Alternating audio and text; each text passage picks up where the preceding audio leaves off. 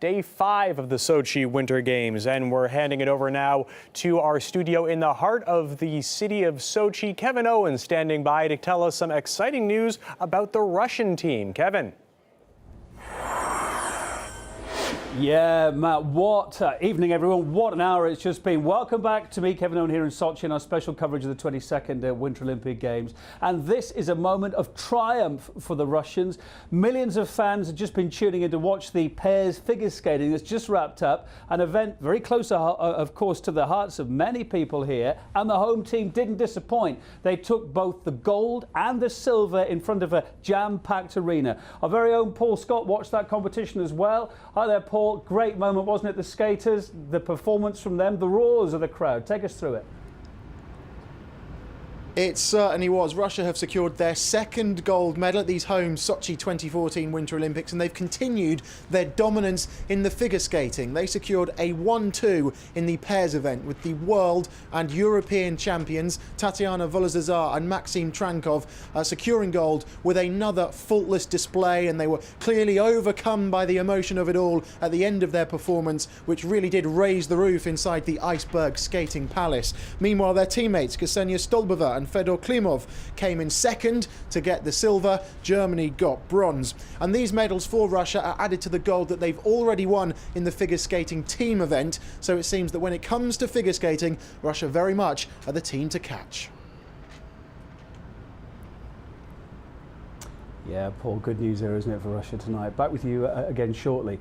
Meantime, Artie's been keeping up with the athletes, many of whom have found themselves on the podium themselves. We've been asking them how it feels to be a champion here and whether they found Sochi and the facilities to their liking end of the day. The mountain village is fun and the mountain is awesome. I mean, the downhill course is really challenging, like one of the best downhills in the season, and the conditions on the hill are, just awesome. When it's so challenging, you don't have any surprise winners, and the best should win the Olympics, and this is what it's about. Yeah, I really like it. All the people are really nice, and they have a lot of fun. They're celebrating, and yeah, they like the sport, of course. And yeah, I just have some good words for Sochi. Honestly, all I wanted was a good result, to do everything I could, everything I've been working for. I didn't want to let down my team and my coaches. I aimed to skate well, and I wasn't nervous the first time, so it turned into a medal for me. Yeah, every time we talk to them, it's really good to hear time and time again the athletes are happy. So too, it seems, are the TV viewers around the world. The International Olympic Committee has announced that the Sochi Games are being watched by nearly 10% more people than the Olympics in Vancouver 4 years ago. To give you some perspective on that, during the figures, that's 25 million more people that are watching the Games daily across the world. Wow.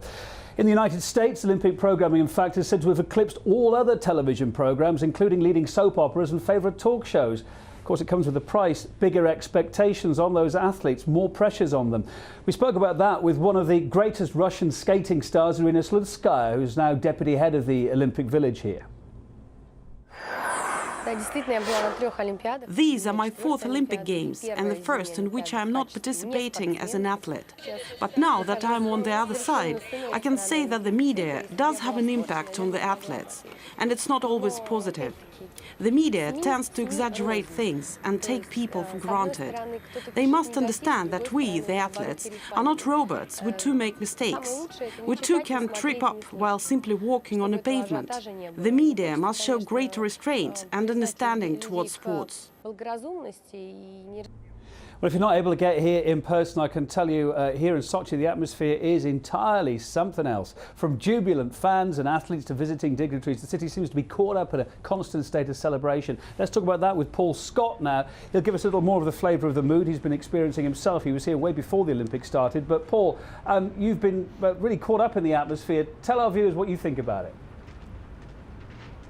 Yes, I have no doubt that after the success for Russia this evening with those gold and silver medals, that the atmosphere and the excitement levels are only going to increase. And it's nice that we're actually talking about sporting success at the moment, because of course the build-up to these games were plagued by controversies. But here we are now, well into the first week of the games, and everything is running smoothly. However, there are some concerns away from the coastal cluster and up in the mountain cluster. There's a fear that the mild temperatures are causing the ice and the snow to melt. However, the International Olympic Committee say that at the moment they have absolutely no concerns about the conditions up in Krasnaya Polyana.